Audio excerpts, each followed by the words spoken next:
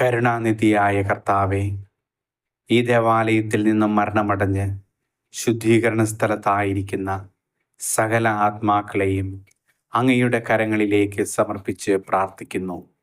ജീവിതകാലത്ത് അവർ ചെയ്ത സൽക്കർമ്മങ്ങളുടെയും പങ്കുകൊണ്ട വിശുദ്ധ കുർബാനയുടെയും യോഗ്യതയാലെ നിത്യസമ്മാനത്തിനായിട്ട് വിളിക്കണമേ എന്ന് പ്രാർത്ഥിക്കുന്നു.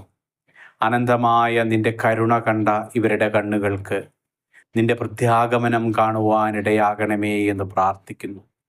ദേവാലയത്തിൽ നിനക്ക് സ്തുതിഗീതങ്ങൾ ആലപിച്ച ഇവരുടെ അതരങ്ങളെ സ്വർഗത്തിൽ നിന്നെ പാടി സ്തുതിക്കുവാനിടയാക്കണമേ എന്ന് ഞങ്ങൾ പ്രാർത്ഥിക്കുന്നു. കർത്താവേ, നിന്റെ സ്തുതിഗീതങ്ങൾ കേട്ട ഇവരുടെ ചെവികൾ നിന്റെ ശിക്ഷാവിധിയുടെ സ്വരം കേൾക്കാതിരിക്കട്ടെ എന്ന് ഞങ്ങൾ പ്രാർത്ഥിക്കുന്നു.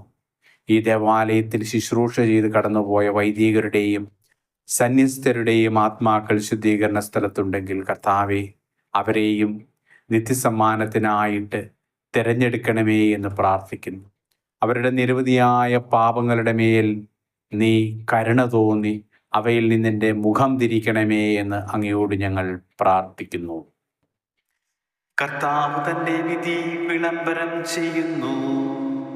ഈശോനാഥൻ ചൊല്ലുന്നു, ഞാനല്ലോ പുനരുത്ഥാനം, ഞാൻ തന്നെ നിത്യായുസ്സും.